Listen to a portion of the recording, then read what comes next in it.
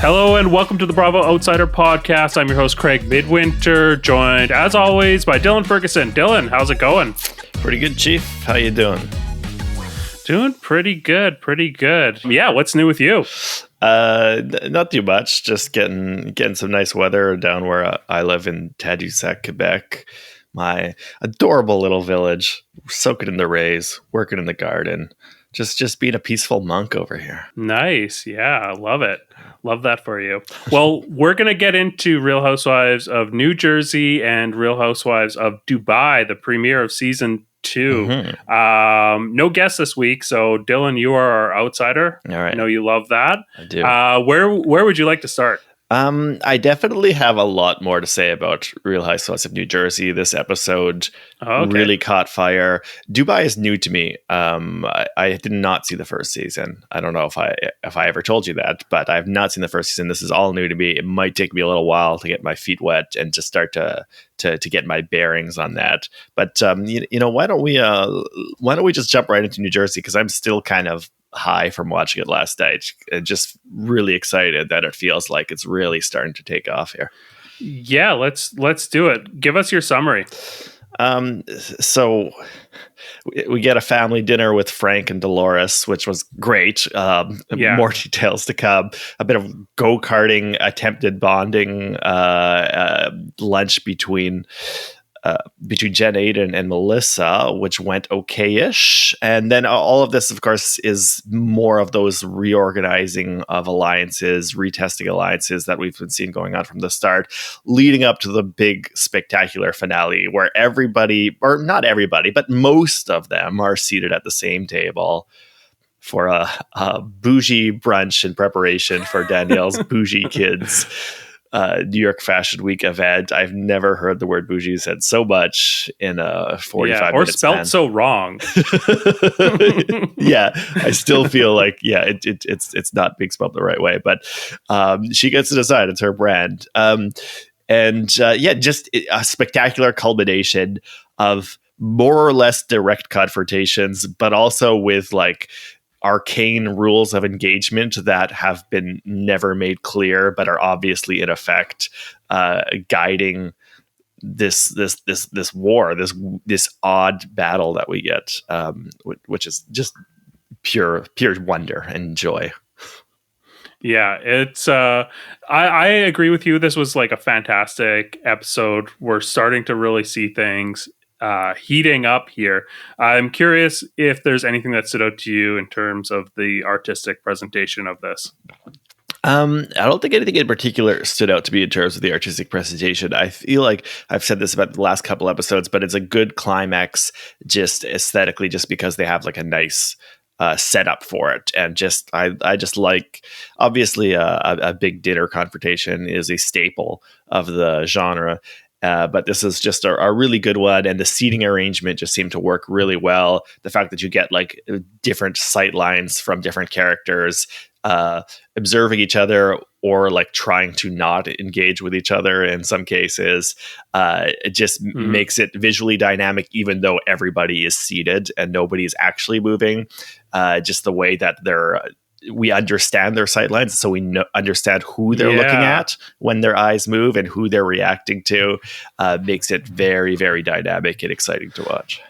That is a great observation, because I think you're so right. I feel like there are a lot of filmmakers that could watch Real Housewives and take notes on, the geography of a table. Like, no one does the geography of a dinner table or a sit-down dinner better than Real Housewives, because those sight lines are so important. You get a sense of like who's reacting to who, and they're just able to tell the story of the table dynamics in a way that I think is really difficult to achieve, actually, and they're able to make it look very effortless. Yeah, absolutely.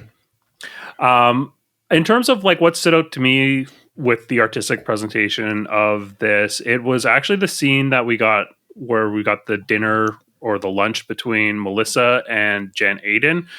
Just how tension is managed, and like this interplay between the editor and the like on-screen personalities, how they're able to like build this tension, and the years and years of battles between Melissa and Jennifer, that history builds the tension in a way that the editors really play off. Like, I love that we know that Jen Aiden responds to any sort of tension with humor, and it just doesn't land with Melissa, which contributes to like building more and more tension. And this communication that they have is so disjointed and friction filled.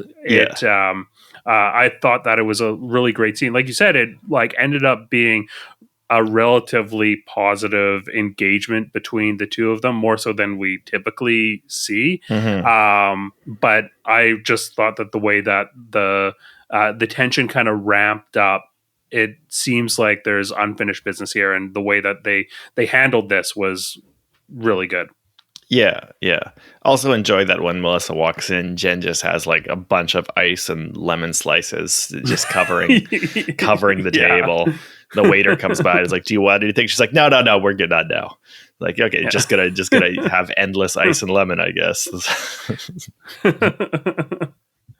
I thought that there was a lot going on in that scene. Just totally.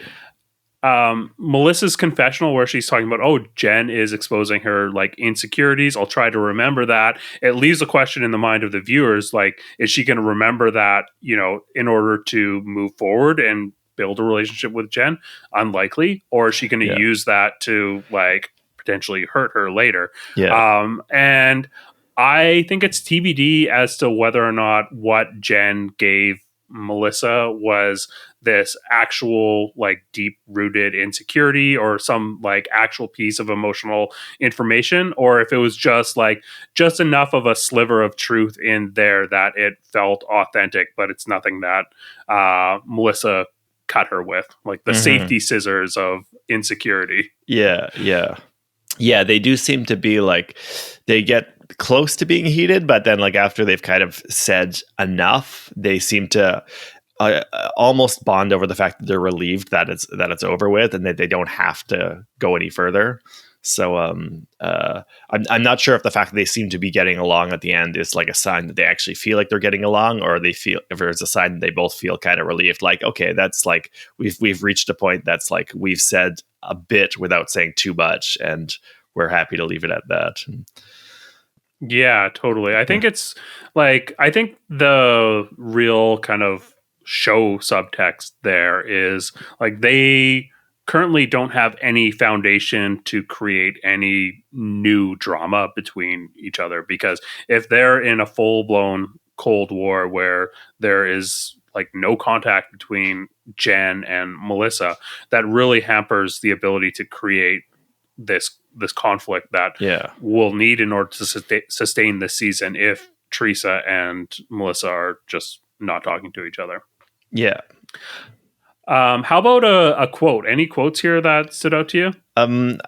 Pretty much every quote I noted was something that Jennifer Aiden said, because she was on fire. She was just like, I just find her so hilarious. I love everything that comes out of her mouth. I like when she refers to her frustration with Bill being buddies with Joe by saying, "Lick his balls while you're at it," and it is really great when Melissa says, like, "You're obsessed with my husband," and she's like, or no, she says, "You have a hard on for my husband." And she goes, "It's a limp dick with your husband, honey." She's the way that Aiden will like deploy a Jersey accent just like strategically, like she doesn't really use a Jersey accent in her like everyday life, but whenever she wants to like just kind of ramp up the drama, ramp up the hamminess, that's when she busts it out. Is just always gets me. It always kills me. I really like when she's being accused of mocking Danielle and the way she defends herself very animatedly and being like, "When I tell a story, I like people to envision how it went down. Yes. So sometimes I reenact." It's just like just the choice of words. Like, I want people to envision how it went down. I reenact. Just like I just love the way that she kind of sees herself as this artist when she does these impressions, and like has this kind of like animated artist vigorous defense for her like poetic license. And it's really, really, really fun to me. So yeah, I just like to mock people when I tell a story. That's not mocking. And you know what? She's right. She if you're like decent at doing impressions of your friends, you have an artistic license. Even if it hurts their feelings, you're allowed to do it because you're bringing something beautiful into the world. Yeah, totally. And also when she defends what Teresa said, she says she's not the best at reiterating her thoughts, was just a great way I thought of describing the way Teresa sometimes speaks, is not being the best at reiterating her thoughts. Yeah. Okay, let's talk strategy here. I feel like there was a lot going on strategically on this show. What stood out to you in terms of the strategic decisions that were being made?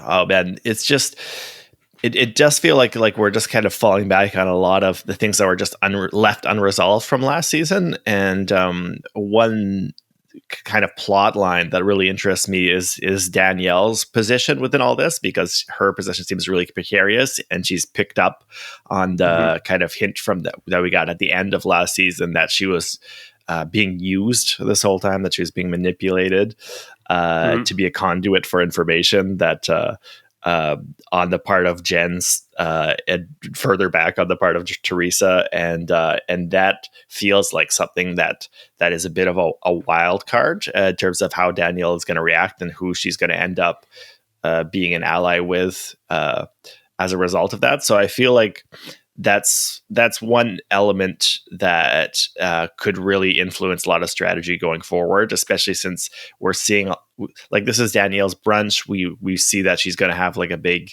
fashion event week coming ahead. So we're probably going to be getting a lot more Danielle scenes ahead. So I think there's a lot at stake strategically for the different camps in trying to get Danielle be on their side. I think Rachel has been working pretty hard to try to make a kind of a united front with Danielle one way or the other. Yeah. That's probably good strategy from her, which seems very different from the way Margaret's handling it. But then we also have Rachel dramatically blowing up here, which it's an open question to me whether that is at all strategic or if that was just pure emotion causing her to fly off the handle. I don't know. What do you think about this, Craig? Yeah, so I think, like, in terms of Rachel's emotional outburst, I don't know whether or not it's strategic or not. Like you said, I feel like it doesn't really matter. This is about the safest lashing that she could have done, because, you know, there's nothing to lose with Teresa with her. There's nothing to be gained either. So she can just do this. She can just lash out, and, you know, Dolores' warning at the end, like, she's going to come for you. Well, yeah. Teresa was already going to come for Rachel. Like, that's not really going to change. The room much. Definitely, she already was coming. Sure, the room definitely didn't seem to take it as a safe thing to do.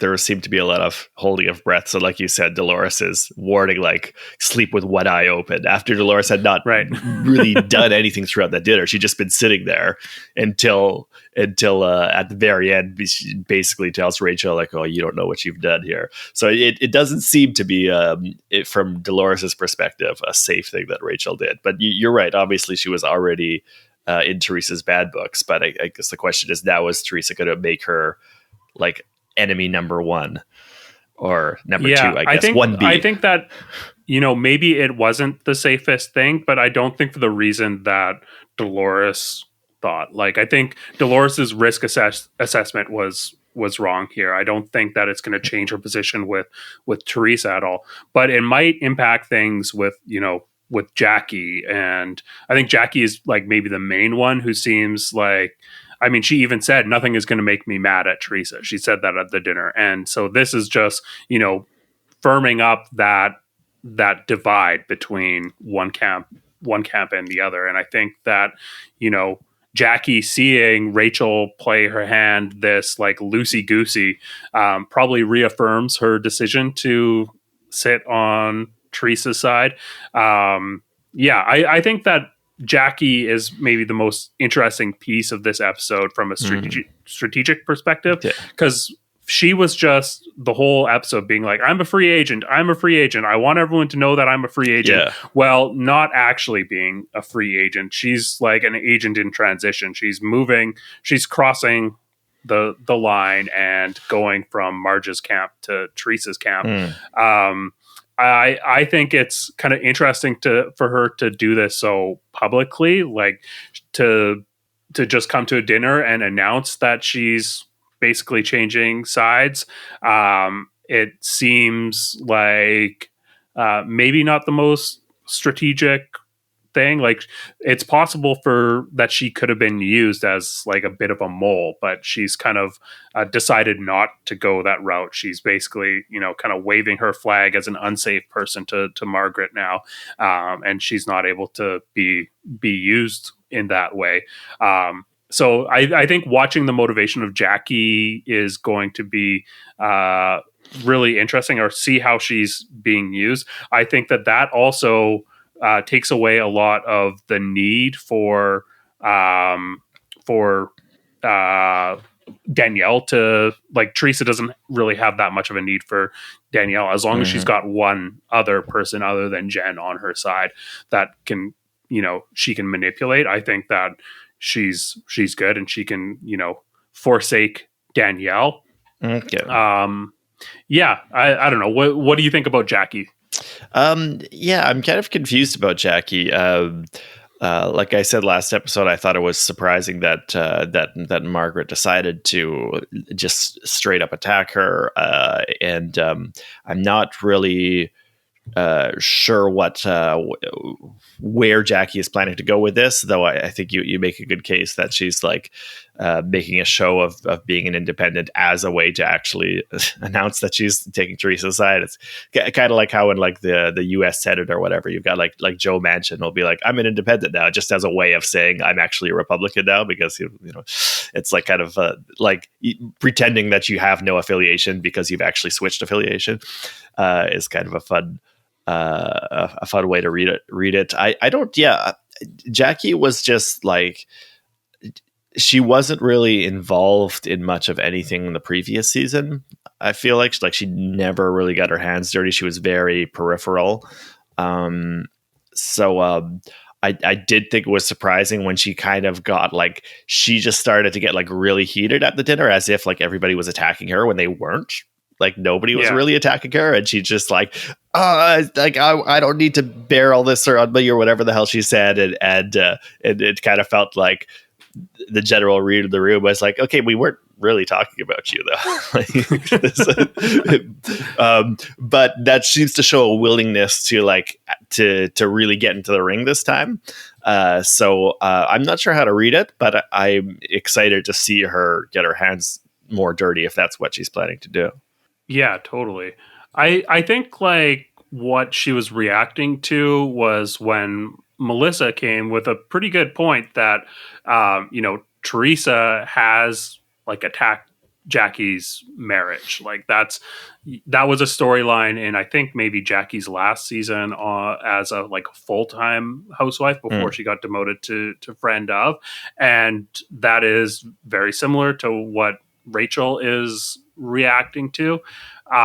So I think that's a pretty valid point, and I can see why Jackie would be getting defensive here. I think that it was like, I think it's like I said, a valid point, but I don't think that Melissa made it in a way that Jackie would be open to reevaluating her position, mostly because, if Jackie is so publicly out here being like pro Teresa, it would take a lot of balls to be like, oh, you know what? You're actually right. I'm being a hypocrite here. I change my mind. Like, to do that at this table, that's not going to happen. Like, Jackie doesn't have the backbone to like do that and make that switch in that way. I think she could have she could have been more effective. Like if Melissa was like, okay, well, I'm going to have to sit down with Jackie later, like have a lunch,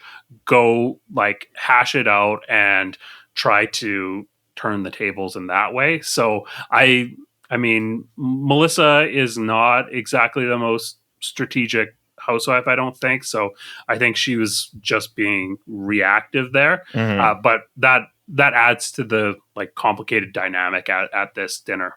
Yeah. Also, Jackie's, I don't think, the type to say like, "Oh, I was wrong. I made a mistake," or whatever, like you said, because she really does like to present herself as kind of the reasonable, level-headed. I'm an author. I'm the smart one, kind of persona. So she's like, yeah, you can't picture her being like, "Oops, made a mistake." That doesn't seem to be the kind of the way she likes to present herself. Yeah, totally. Okay, how about highlights? Any other highlights here that we haven't talked about? Okay, so Dolores's description of how Frank proposed to her is amazing. So it just got better and better the more she was talking about like how he bought a little mechanical pig and put a ring on it and then sent it over to her as it was oinking or something. And it was just really funny, especially when it's followed up right after by him like showing that he's going to do like an impressive engagement announcement to Brittany, or an impressive proposal rather to Brittany, and have like a big ass ring. And then just layers to the moment too, where he like mock proposes to Dolores as if she was Brittany, and then the restaurant interprets it as an actual proposal. Is just like a very textually rich moment of being like, imagine you are the woman I'm proposing to you, but to the outside world, it looks like I'm actually proposing to you, even though you're not you, you're the woman that I'm with now. And it's just like very like through the looking glass, great Frank and Dolores moment, because we love that dynamic, right? Where like Frank is not, he's very into like being like, this is super healthy, like everybody's a happy family. There's nothing weird about this. We're all pals, we all support each other and everything, while also being completely unwilling to let go of the idea that him and Dolores are still kind of a couple. And he kind of he's kind of walking that tightrope there, and he pulls it off by having that kind of attitude and that kind of like easygoing charm where like and he's kind of a sensitive guy, but he wears his sensitivity in a way that it doesn't feel like woundedness and defensiveness. So he kind of pulls it off, but there's obviously still an awkwardness there, and him like not willing to let go of Dolores in a certain sense. So really collapsing his upcoming proposal into his like refusal to let go of Dolores into like one combined moment. And having these innocent bystanders at a restaurant get folded into these layers of unintentional misunderstanding, but also maybe kind of intentional misunderstanding that he's provoking in this moment, was like a very texturally rich moment for me. Yeah, totally. One of my highlights here was the and I probably should have mentioned this during the strategy, but I just like what stood out to me a lot is how good of a pair Teresa and Jen have become at navigating situations without like really, like they can predict each other. They can finish each other's sentences almost. They know what each other are doing, and they're so good at using each other in order to keep their hands clean. Like the way that Jen is able to, push things off when she's talking with Danielle, being like, oh, well, I didn't want to get into the family matter more than I already did. That's you and Teresa.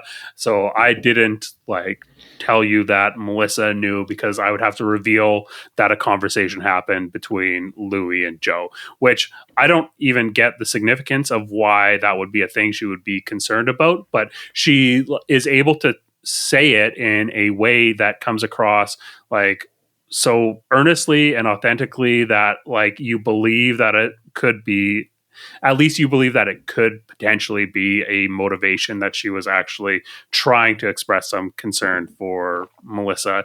And I think Melissa buys it to a certain degree, not fully, but it's enough to keep Jen's like wash Jen's hands a little bit. And yeah, Danielle also buys that to a certain degree as well. It keeps her hands a little clean. And then, the way that Teresa is able to navigate the situation with Danielle and being like, oh, you'll have to ask Jen about what she was doing at the party and what she was talking about party. I don't know this situation that you and Jen and Lena have. That's like, I don't know why, like, I don't have enough information to step into that. And they're able to like kind of mist Danielle a little bit here. And they just know what each other are doing, and they're able to like use each other without it causing a problem in a way that like is not going to evolve into something. They're not really giving the other side anything to like snowball into a wedge issue between Teresa and Jen. So it really like is fascinating watching them navigate these situations. Yeah, totally. That's a great point. I agree. They've become really good at playing a kind of doubles tennis together, where like a ball sent to one of them, they can intentionally miss it, knowing the other one's gonna catch it at the baseline. Like they can rely on the fact that the other person is going to do the right thing, to that they can continually absolve one another and keep having one hand wash the other in that way. Yeah, that's totally. A really good point. They've started to vibe well like that.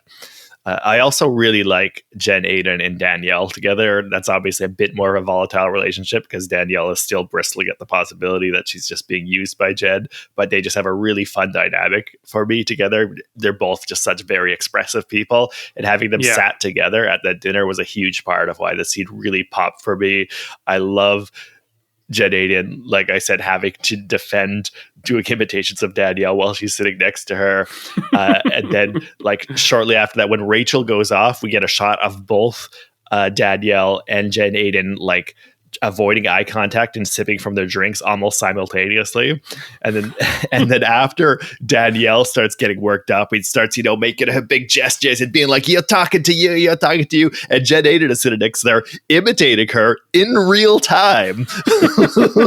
Right after being accused of imitating her, is now sitting next to her, literally doing it live, doing the same gestures she's doing. And it was just fucking hysterical to me. So good, just like refining her craft. In the moment. She can't help it. She can't help it. She can't help it. A true artist. She just has to. When the spirit moves her, she just has to get on her easel and just has to start doing her thing. Another thing about this like dynamic between Jen and Teresa, I feel like they are so aware of each other's positions with everyone else in the group. And that's, like you said, it's like doubles tennis where you can be like, okay, I know my partner is in a better or a worse position with so-and-so. So I can use that strategically. Like, I think that, Teresa being able to brush all of these potential criticisms that are issues that Danielle has and be like, oh no, like go deal with Jen on that. She knows that there's like a more volatile relationship between Jen and Danielle after this like dressing thing. So she's like, I don't want that to impact my relationship with Danielle anymore. Jen is already like losing position with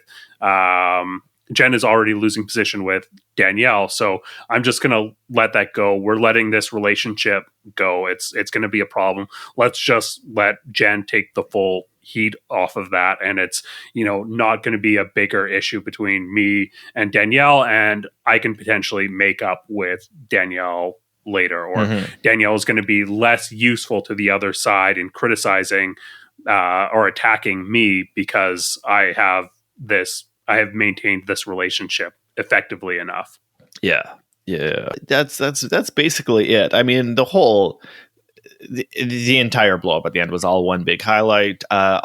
Would also just like to call out Melissa's many reaction shots, which are also a big part of it, because so much of it was Melissa trying to not get directly engaged, even though she's literally at the table. Like I said, there are obviously rules of engagement here that are not officially stated, but that we know are there.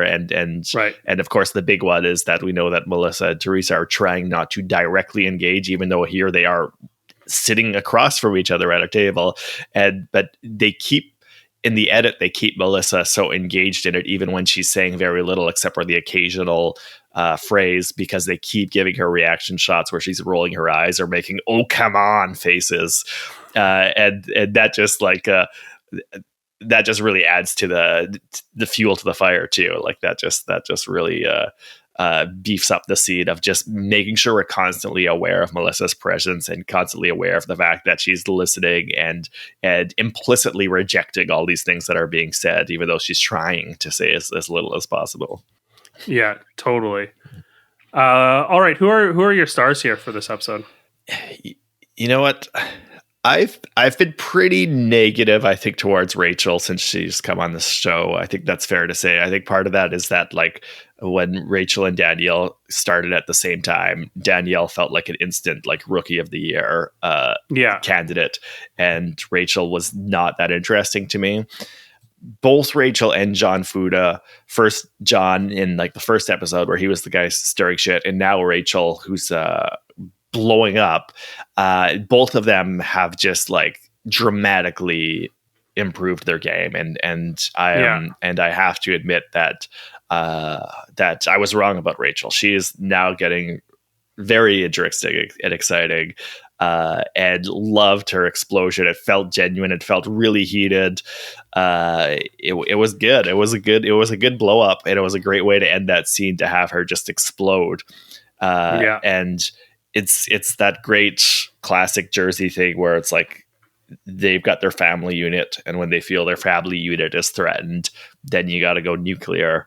And her and John, like, just going nuclear together and just being like, this is where we go gloves off and are ready to fucking fight anybody, is adding a lot of juice here. So, first start Rachel, because it was a good episode for her. It was a good blow up. It was fun. And you love to see it. You love to see it. I love this pick for a star because I was saying this is Rachel's season. I thought that she was going to come out as more of a strategic housewife. I don't know why I thought that, but she's like got this enforcer role, which I did not see coming, where she is, her job is just to like blow up and get into it with people. And I love that. Like you said, that blow up was amazing. I love how emotional it was. She was not looking for like flowery language. She was just, my husband has built a life. What have you done, you stupid fucking bitch? And really like, going for the jugular, just pure emotion, just trying to get as insulting and as mean as possible. Yeah, you love to see that. Yeah. And I'll of course give my second star to Jen Aiden, because I'm just laughing every time she's on screen. Just an amazing presence. Let's give a third star to Frank for getting for having that weird mock proposal, that I still think he somewhat wanted the other people at the restaurant to interpret as a real proposal. Absolutely, and just great Frank moment, just a great as I said, another great moment of him being kind of a healthy, reasonable, good guy who's also not quite over certain things, that is not maybe as well regulated emotionally as he wants to project, and just kind of folding different parts of his life together into one moment in a way that's both cute and sweet, and also kind of awkward for everybody involved. It's just classic Frank shit. Yeah, totally. My number one star is going to go to Rachel. Like you said, I think that this was a great moment. This is her arrival party, this brunch. So I'm here for that. I have to also give a star, like you said, to Jen. I'm going to give it actually to the tandem of Jen and Teresa, because I think that they, like I said, they work together as a great team here. And then my third star is going to be to Jackie, because her switching sides is just going to add a lot of dynamic to this episode. And I thought that the scene that we got at the spa day where they're like, oh, we should call Jackie and kind of see what things are like why is Teresa and Jen calling Jackie if not to just test the waters a little bit and get some information. And Jackie sees exactly what they're doing according to her confessional and is like, yeah, I want to play ball. And she's like, oh, it would be so bad of me to shit talk Margaret to you guys specifically, but I'm going to shit talk Margaret to you guys specifically. Yeah. So I really like Jackie being messy. Jackie's a housewife who when she was on, I never really had that much of an appreciation for her. I didn't think that she brought a lot aside from being like the occasional punching bag of Teresa. And so her getting messy here and just becoming an asset for Teresa is this heel turn that I wasn't really expecting. Yeah. So I love that. And she gets props for me for that. Yeah. For me too. Let's see more of that from Jackie. Let's move on to Real Housewives of Dubai. So we got the taglines. They were in the episode, and also we're just not familiar enough with these women. I also I watched the first season of this, but I don't think I finished it really. So I'm not. Okay. I don't feel super familiar with these women either. So I don't think it makes sense for us to try to guess whose is who. But let's go and rate them. Yes. We'll start off with Caroline Brooks's tagline: "I may be building glass houses, but you'll never see me crack." So here's what I like about that. So I obviously realized in the episode that she has a business called Glass House, I think, like a spa or something like that, hair salon. I don't know. What I really like about that is that you feel obviously with the setup that it's going to involve throwing stones. Like you mentioned glass houses. There's a famous expression that involves that. So I enjoy it because of the pivot, because it just seems to just completely not satisfy the setup. I love the way that it feels like the punchline doesn't arrive. So that's kind of really delightful to me. As soon as she says, I may be building glass houses, you're like, oh, how is she going to involve throwing stones into this? And she just doesn't. So I'm going to give it an A- because I really like the fake out. Yeah, I like it because it leaves open the idea that actually she is going to be throwing the stones. She's going to be the one that is the aggressor in situations. So I agree. I think that this is an A for me. It's not an A+, but I do like it. Let's go with the other Caroline Stanbury. "The only thing old about me, darling, is my money." It's not really working for me. Okay. I mean, it's not a great boast, I think, to be to be in Dubai and be like, I'm from old money, I'm British aristocracy or whatever the hell. I don't know. I feel like you're in the wrong place for that. You're not in a country estate. You're in the literal capital of new money, where that's that's what Dubai is to me. It's just the new money Mecca, and it's so it seems like an odd boast for the situation, and it's not an amazing pun either. So it's C+ level for me. Well, you know what? Actually, B-, because I like it when they say darling, like they're Mae West. It just feels very old school, kind of cattiness. So you know what? I'll upgrade it to B- because of the word darling. Okay, I think darling is what is bringing it up to a C for me. I just don't really love this one. Yeah. I know she had a storyline last season about, age. There was some sort of fight with Chanel. Right. But, because that gets referenced in this episode where Chanel implies that she might be older than she thought. And Caroline leaps at it right away and just be like, I'm going to pull out one of your teeth and take it to a lab, which was funny of her. Okay, so next we've got Chanel. We've got, "If you're jealous of me, that's okay, honey. I would be too." Yeah, this feels boilerplate to me. It feels like a basic one. I mean, it's a decent line, but it's one of those that could apply to anybody on any show. did she say baby in there? What was the honey? Yeah. Okay. So just the same way that darling kind of augments a basic one, honey kind of augments a basic one too. Like it just like adds a little bit more personality, but I'll still give it. Yeah, I'll give it the same thing as Caroline's, a B minus, slightly augmented by the word honey, but otherwise just generic. Yeah, I'll give it a C. Same reasoning. Next, we've got in the land of excess, I find my riches within, which is Sarah's tagline. Yeah, it kind of sucks. But I like in the land of excess. There's something that feels like almost like fairy tale-ish about using that turn of phrase. I find my riches within is just like it plays into what we've seen about Sarah, where she's doing pseudo spiritual bullshit. Yeah. So that's, at least there's something kind of personalized about it. The use of the words excess and riches, those are those kind of storybook terms that make it a little more fun to me. So I'll give it like a B plus. Okay, I think that's fair. I'll go B plus as well. Now we got Lisa. The desert might be hot, but I always find the shade. Pretty good. Again, it's good that it's Dubai specific. It's got a double meaning of the word shade, so you like to have the pun in there. Yeah, that's a pretty good one, actually. Let's go A minus. It's not knocking it out of the park, but it's good pun, show specific. It's solid.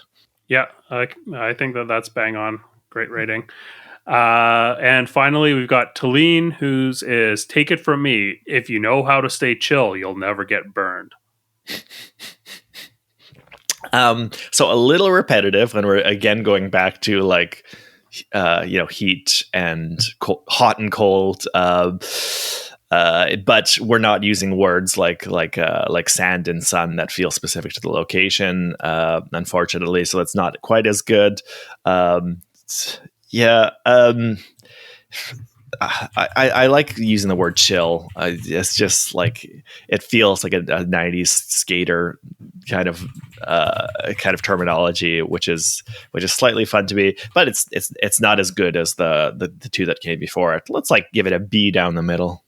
Yeah, I think that's fair. It's a bit of a mouthful, so yeah, it doesn't really roll off the tongue. Yeah. Okay, let's talk Real Housewives of Dubai. Let's get a summary of this. Right. So again, coming into this blind, it's so it opens with the most incomprehensible joke I've ever heard in my entire life.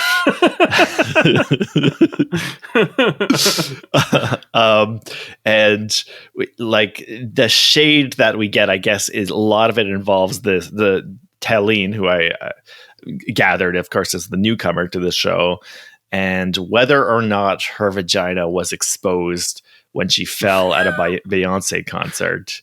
Yeah.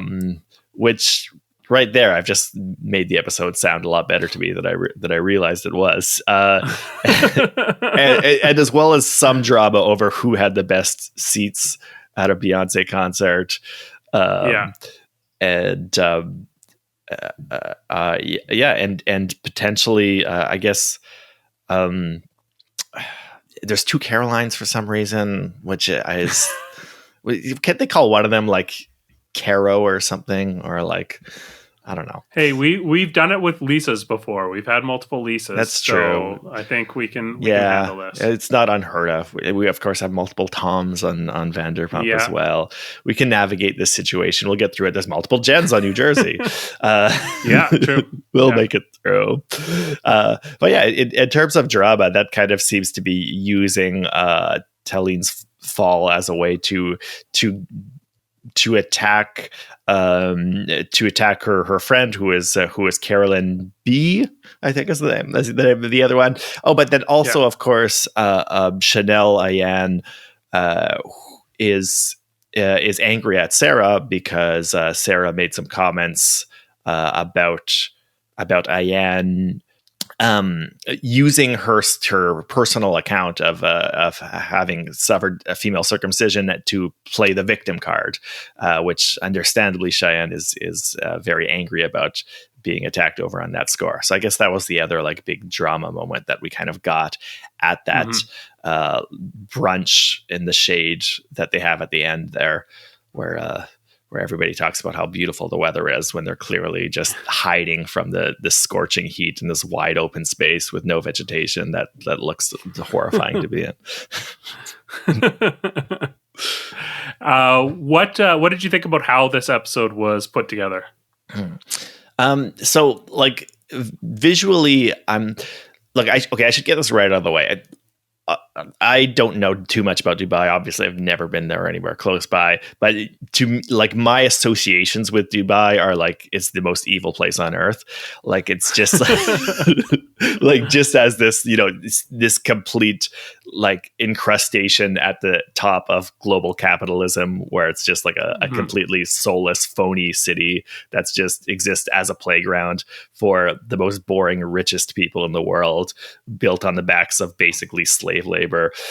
So I'm not coming into it from like a position of like, oh, I can't wait to learn about the culture in Dubai. Like I have negative associations already that I can't help but like carry with me as I walk into this world. So trying to watch it with as much of an open mind as possible, of course. I'm a professional, but the visuals of the show don't do a lot to dispel the idea that association that there's something a little cold and soulless and creepy about Dubai. The skyline, which is the city, seems to be just a skyline with like a lot of like open terraces, a lot of obviously expensive architecture that is like very kind of cold and hostile.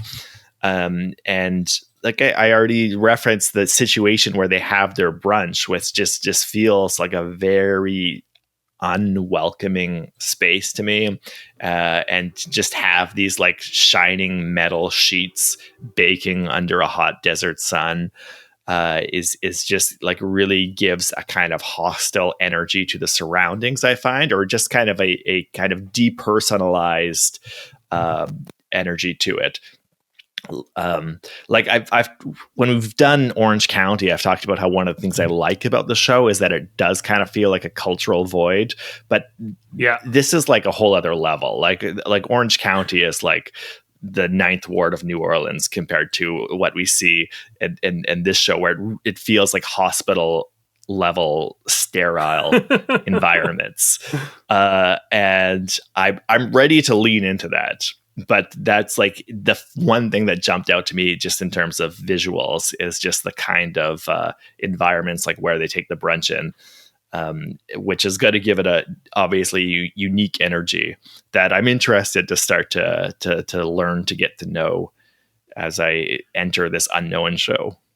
Yeah, I think like the one thing that kind of differentiates it from, like you said, what is going on, the sterileness of Orange County is the fact that we are seeing like nobody is from Dubai. It's all people that are transplants, and so they're all bringing all these different cultural foundations that they have, which could lead to conflicts that we don't really see on other cities. Like we have a lot of perspectives that are molded by the geography and the historical like context of the places that they are taking place, whereas Dubai, we have all of these, you know, separate foundations that have to like play together in this, like you said, this sterile playground.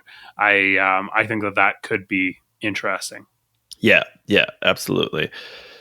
So you said you watched like what, most of the first season, but not all of it? I think so. It's not really that memorable to me, the first season of Dubai, to be honest. It just like, I don't know, something about it didn't stick. I'm hopeful that this is going to be a better season. I think like I want this to be good. I think that there seems like there's a lot of potential in these women. I like Chanel Ayan a lot. I think that she's really engaging to watch.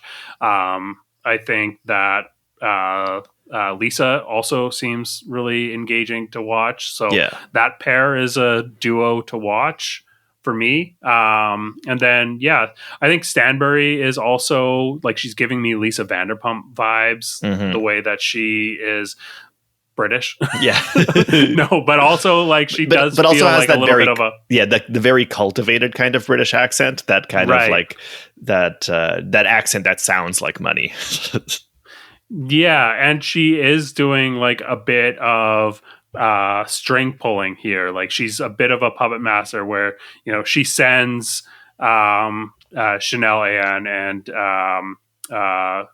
and Sarah away to talk about their issues because they're interrupting her enjoying her sandwiches at the brunch. So I think that she's coming across as an orchestrator here, and I always love that personality type. We don't see that on every cast, so when we get someone that has potential to fill that role, that interests me. Yeah, I can see her being a good villain too. Like I find her kind of disagreeable at first sight, mostly because it's the kind of like English accent that I don't really vibe with. But I could see her as being a good villain in terms of like she seems to really lean into that kind of pomposity and being like, my young Spanish husband just wants to fuck me all the time. Yeah. His ovaries are on fire. Yeah. Let's talk quotes. What quotes stood out to you? The whole initial joke, which I will not try to recount because I couldn't capture that magic again. Don't know what was going on there, but everything that Chanel was saying was good too. Like Chanel is obviously the one who's coming out, who's really popping in terms of just like anything could come out of her mouth energy. Like she just is the one who's like clearly just speaks without thinking and then comes up with random things. I do really like when she was having the when she's having the talk, and what was the line that Sarah said to her? Sarah said something about like, "Oh, don't bleed the people who didn't cut you," or something, and she goes like, "Do I look like somebody that bleeds?" And Sarah's reaction seems to be a very genuine, like, what? Like, what did you just say? I don't know how to process that. Like that was a good line. Also, and then followed up very shortly after with her saying, like, maybe you should check your soul. Again, great line, great burn. I want to tell somebody that you should check your soul, and then saying maybe you should get soul surgery because your soul shit. Like, great stuff. So obviously she was the most quotable one. She was the one who was totally like just having delightful things pour out of her mouth seemingly without reflection. Yeah. So we are familiar with her cousin. Her cousin is Uba on Real Housewives of New York. Not surprising. They talk in a very similar way. They have very similar delivery. And a similar weird energy to them too, and a similar like just kind of readiness to say anything at any moment without reflection. That it's just not surprising to me at all that they're related. It seems like Chanel takes herself a lot more seriously than Uba does, which I think is valuable on this cast. Like it's it's a nice addition, and we know that she is going to be reactive, whereas Uba, like, it's hard to start a beef with her, I think. Let's I don't know if there's that much to talk about strategy wise here. It seems like we're like just laying the foundation here. Anything that stands out to you with the strategy? Having not seen the first season, I don't think that I could really talk about the strategy. I'm just starting to get a sense of who they are. Of course, one episode in, so I don't know what anybody's really trying to accomplish yet at this point. Let's wait and see. Cool. Let's get into our highlights then. What highlights do you have? Longtime listeners of the show will know how much I like Sarah's bullshit shaman guy. I love those like phony spiritual healer types that show up, especially in the California shows. So I'm really happy to see that the phony healer spirit dude guru is alive and thriving in Dubai, and a guy who seems exactly like he's just was in California yesterday, like completely identical to one of those guys in California. Great. Okay, his name was Shayoon. Good for him. Love his use of props. Really great that after he has Sarah like scream into a pillow, he's got like these like little feather fans, and his assistant like rings a little bell over her head. Very like Carrot Top energy, just pulling out all these silly little props. Got his little drum that he starts tapping and everything, and just like great like goofy outdated energy of being like, oh yeah, you're healed now, whoop whoop, starts raising the roof. Super funny. So that was my favorite scene, of course, just the whole healing ritual. I love seeing these objectively absurd fake healing rituals that are all like pseudo spiritual without ever like laying claim to an directly coming from an actual spiritual tradition. I feel it's always like, we're kind of Native American, we're kind of Islamic maybe, but like we'll never directly say like this is the clear tradition we're coming from, because they're just hustlers. They're not actually coming from any real tradition. But it was just a lovely scene, just very funny from start to finish. And as soon as I saw Sarah, I was like, this woman has like Burning Man attendee vibes. And so then of course I was not surprised at all when she trots out Shayoon for her big scene. So I was just happy to see it. I think my favorite scene is maybe this conversation between Carolyn Stanbury and Chanel. I love that Chanel brought this pineapple as a peace offering because it's prickly on the outside and sweet on the inside. I brought you a metaphor for how I see you. Yeah. That's how everybody should handle gift giving. Really good. And we learned a lot about their personal stories as well as this like dynamic that they have, them talking about their kids going off to college. We saw them forging a new foundation for their relationship, which had previously been very one filled with conflict. Lots of like fun moments and heartfelt moments. I thought that this was a very like well-rounded scene here. Maybe doesn't like stick out in the way that a big blow up fight does over the course of a episode of any Real Housewife franchise, but it does add a lot of character development. We got, I think that these are really underrated pieces of the story that help build character. Yeah. I also think I should call out visually the comedy of Chanel's absurd outfit and giant heels when she goes to the brunch on the beach, because that was also something that really added to it. The way that she like can't walk straight, and then she goes to sit down and have a serious conversation with Sarah and just falls over because she's wearing absurd clothes. And I always like the visual comedy of somebody's absurd outfit just kind of sabotaging any attempt to be serious. Yeah, totally. Okay, how about stars? Who are your stars here? So yeah, I mean, I've got to give Chanel the number one star because she was the most quotable one. She was the funniest one. She had the most dynamic, unpredictable energy. So right away, getting to know these people, that's obviously feels like the one to watch. And second star to Shayoon, of course. You know what? Let's give a third star to Taline because, she fell and people are talking about it, and maybe her vagina was out, and that's off-screen vagina reveal. Yep. But maybe Beyonce saw it. We don't know. Maybe Beyonce's mom saw it. So happy to have her there too, and could be a good addition to a cast that I don't already know, but yeah, it'll take me some time to figure out who I like more than others. But first read, the easy pick is Chanel as the most entertaining one. Yeah.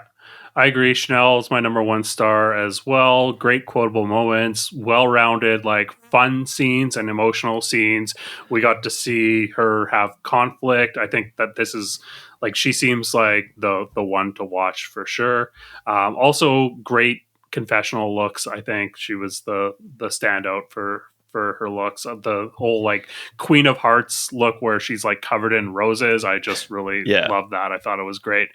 And then next, I think I want to give Taline. I think that she's going to add conflict, like you say. I think she's a little unpredictable. So looking at that. And then Lisa is my next one. I think that we got to see a lot of like I like the dynamic that she has with Chanel. I also, the scene that we got where she's like working on her business on the sidelines of soccer, it told us a lot about her character, just how like work oriented she is. Plus we got to see that her main motivation is to give the haters a front row seat to her success. And if like haters are your main motivation, that is like such a toxic way to like be and like live and operate within the world. So I love that for her. So I'm looking forward to seeing where that goes. Have you ever heard of this game Paddle that Lisa is? No, I thought it was pickleball. I thought it was pickleball too. Pickleball. And then I felt like, oh, did they like invent an even lamer version of tennis for rich people than pickleball already was? Anything else that you want to talk about with Real Housewives of Dubai? No, I mean, I'm just dipping my toes in. So yeah, we'll see. We'll see. If we stick with the show, I'll get a better handle on it. But for the moment, it was just kind of like just an introduction, and not sure how I really feel about any of this yet. It'll take some time. Yeah, totally. Cool. Well, that's another episode of Bravo Outsider for this week. Dylan, do you want to let everyone know where they can find you? Yeah, I write on Substack as Dylan Ferguson. And I'm Craig Midwinter. You can find us on Instagram and TikTok at Bravo Outsider. Look us up on YouTube and Spotify or wherever you find your podcasts. Be sure to like and subscribe. Let your friends know about us. Tag us in your stories about how you found this great new podcast. It's your favorite. 2 very charming hosts. That whole deal. It helps us out a ton. Until next week, keep on wifing.